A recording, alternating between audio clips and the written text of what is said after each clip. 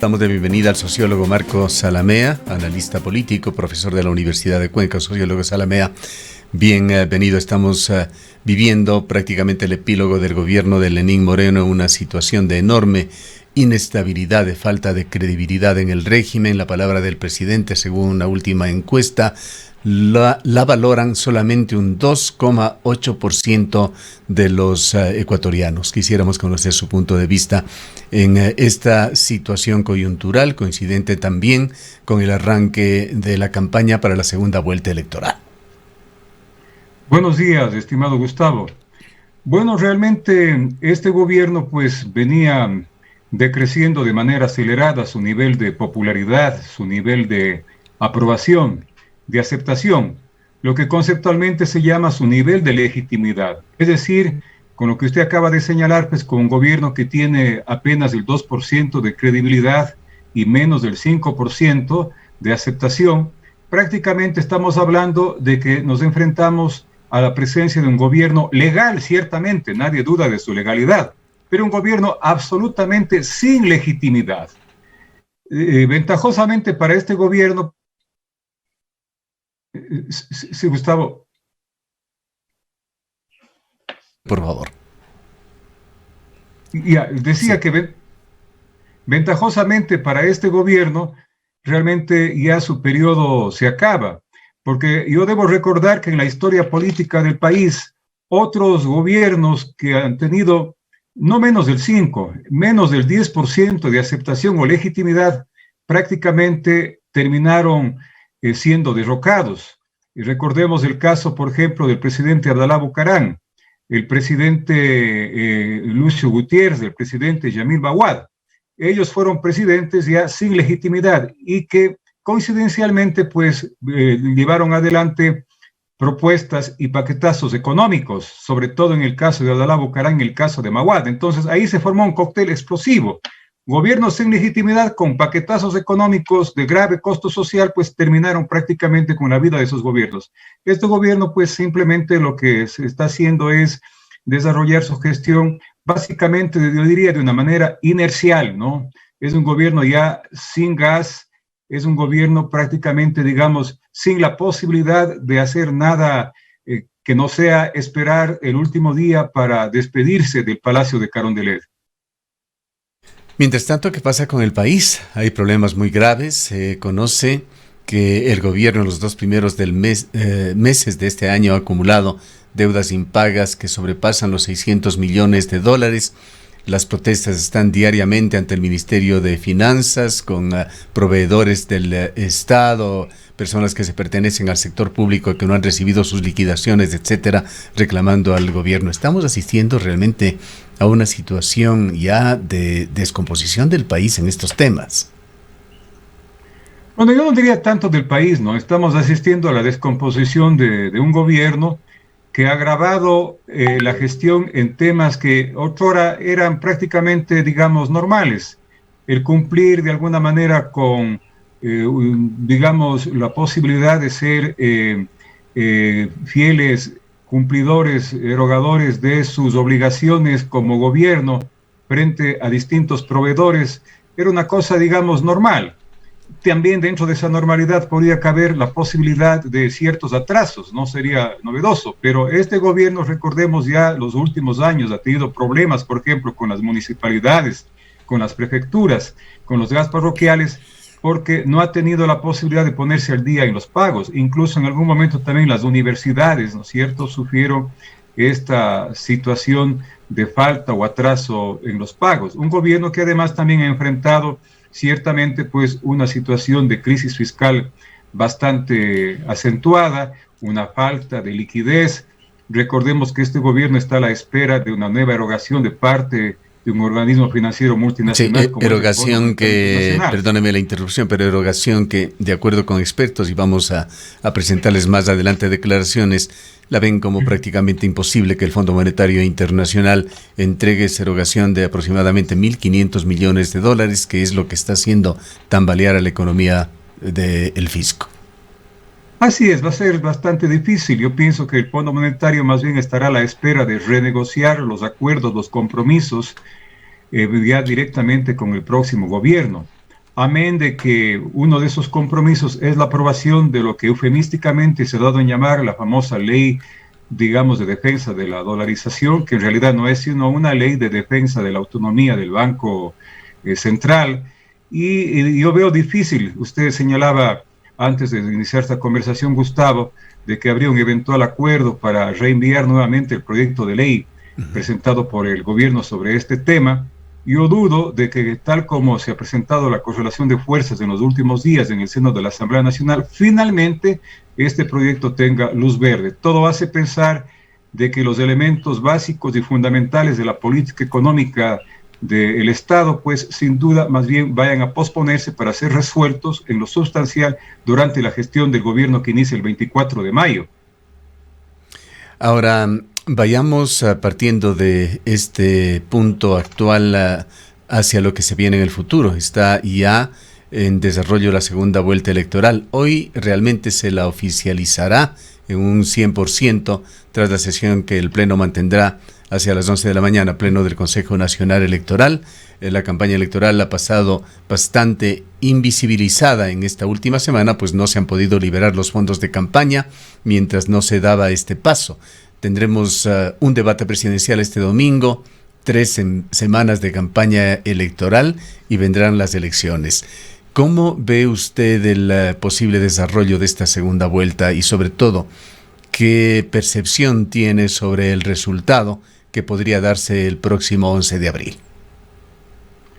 Bueno, hay que indicar de que la campaña, si bien oficialmente comenzó hace pocas horas, extraoficialmente o de manera informal, la campaña electoral comenzó el mismo día en que se dieron los resultados electorales de la primera vuelta, no obstante incluso los conflictos que hubieron respecto a la veracidad de estos resultados.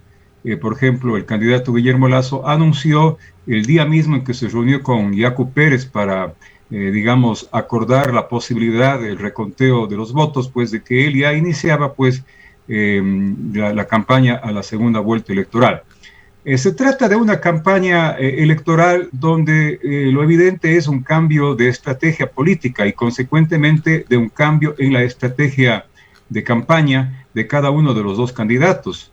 Por ejemplo, en el caso del candidato Lasso, yo noto que es una campaña que trata de apoyarse básicamente en dos elementos. Por un lado, en el uso, digamos, mucho más fuerte de las redes sociales, que sin duda se construyen en el escenario propicio, dada la situación de pandemia, para la realización de una campaña que tiene justamente estos elementos de atipicidad.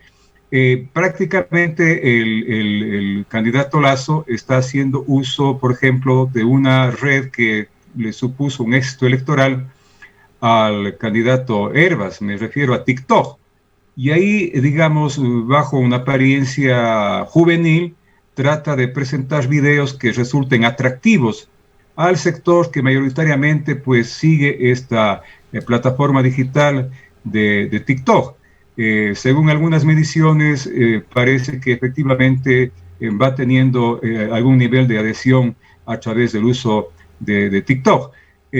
Por otro lado, el otro elemento, digamos, en el que trata de apoyarse esta readecuada estrategia de campaña, tiene que ver con el hecho de que está sectorizando su discurso en función de los sectores sociales a los cuales se dirige o con los cuales eventualmente logra, digamos, reunirse. Se reúne con distintos sectores sociales, incluso asume, ¿no es cierto?, el discurso de estos distintos sectores sociales que no habían sido tomados en cuenta en sus demandas en el marco de la campaña frente a la primera vuelta. Me estoy refiriendo, por ejemplo, la reunión, ¿no es cierto?, con indígenas, con ecologistas, el tratar de asumir el discurso de las personas que luchan por la equidad de género, las feministas, los jóvenes, el sector LGBTI, en fin. Entonces, dando muestras, digamos, de una supuesta apertura con estos sectores e incluso ofreciendo y prometiendo, ¿no es cierto?, hacer suyas y eventualmente materializar las demandas de estos distintos sectores sociales. Esto es parte de su estrategia política y particularmente hay que resaltar, pues, el supuesto acercamiento que él tendría con las demandas del sector indígena, a los cuales él ha invitado, pues, a sumarse a su propuesta. esto tiene bastante posibilidad, digamos, de no materializarse, toda vez que el grueso del sector indígena votó por el candidato Yacu Pérez. Y claro, en ese sector, pues, y en otros que apoyaron al candidato Pérez, se sembró efectivamente la duda, o en algunos A casos... propósito, ¿qué efectos cree usted puede generar en la práctica el anuncio de Yacu Pérez hecho hace 2 días como cierre ya de su participación en la primera vuelta?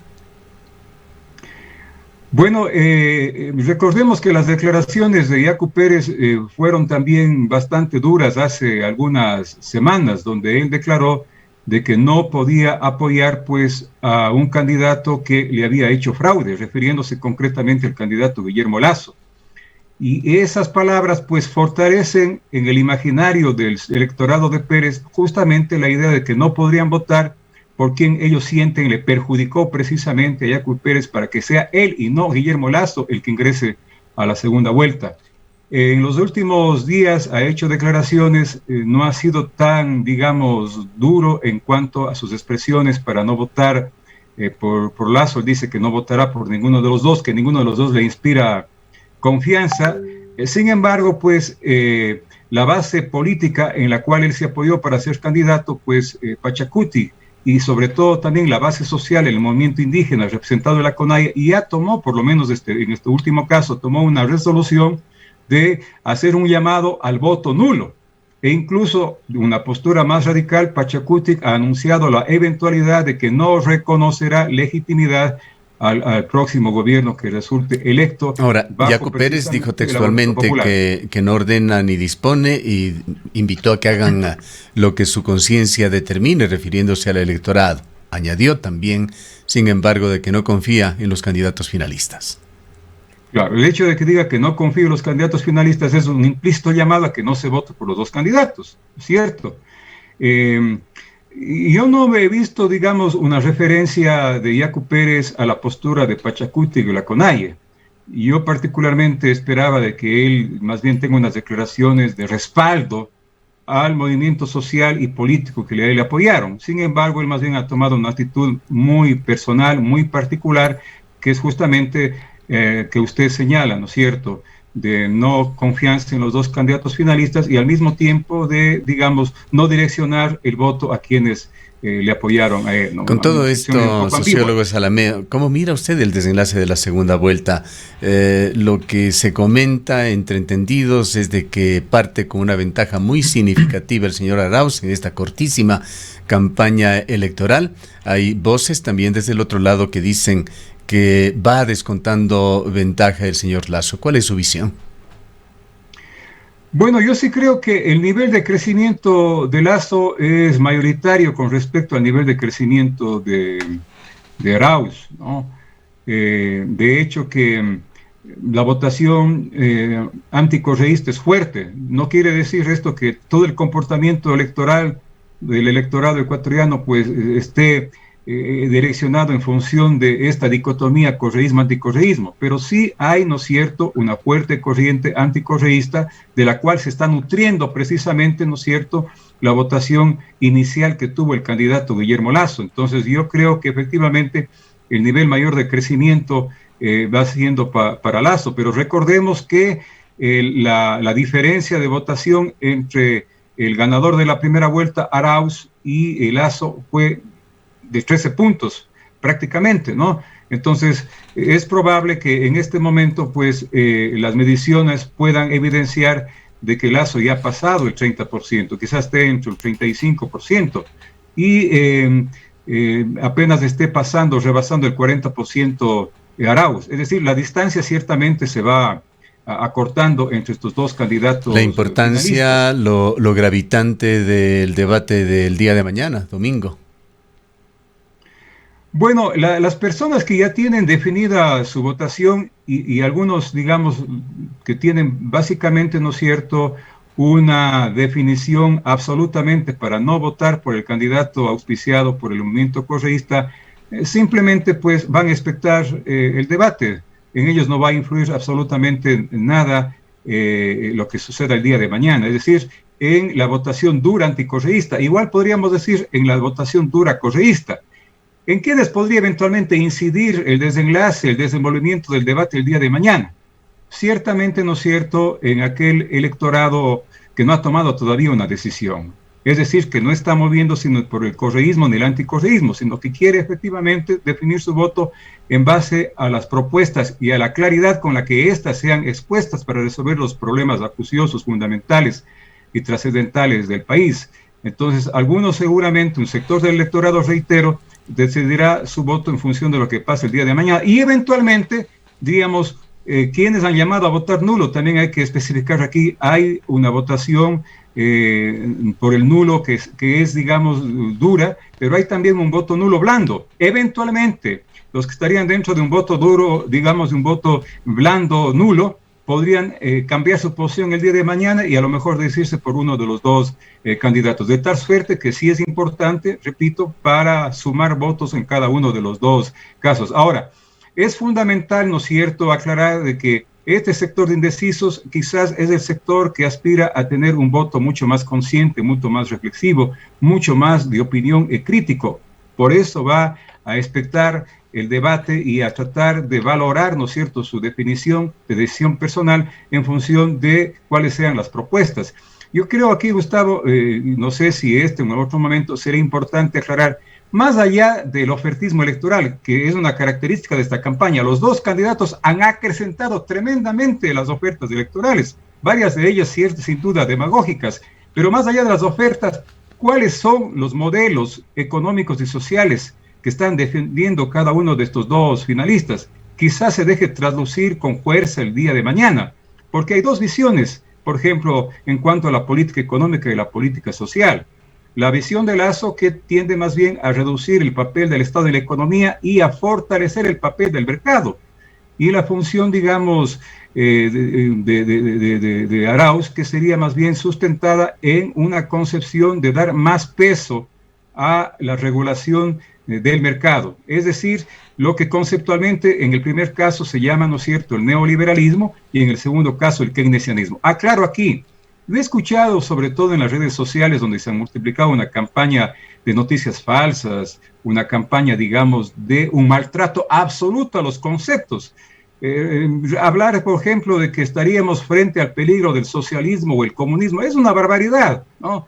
Yo quiero recordar que incluso hace pocos meses en las elecciones de los Estados Unidos ya se le acusó a Biden de querer venezolizar Estados Unidos, de que era un comunista, de que era un socialista, un castrochavista, en fin. Lamentablemente, pues, el gran analfabetismo político de la mayoría del electorado impide desarrollar el contenido cierto de lo que significan estos conceptos. No hay nada más falso que aquello. Aquí no está, digamos, en juego, por un lado, el capitalismo y el socialismo, sino dos modelos de capitalismo. Un modelo de capitalismo, ¿no es cierto?, basado en el libre mercado, y un modelo de capitalismo más bien de tipo keynesiano o con cierta regulación del Estado. Ni más ni menos. Bien, será interesante en todo caso ver cómo se desarrolla este debate el día de mañana. Queremos agradecerle a Marcos Zalamea, sociólogo, analista, profesor de la Universidad de Cuenca. En el Ecaustro, desde hace 20 años, trabajamos día a día para generar la energía que tú necesitas. Hoy, renovamos nuestro compromiso de servir a la región y al país, generando desarrollo con conciencia y conservación ambiental y siempre mirando al futuro. Es energía que genera confianza.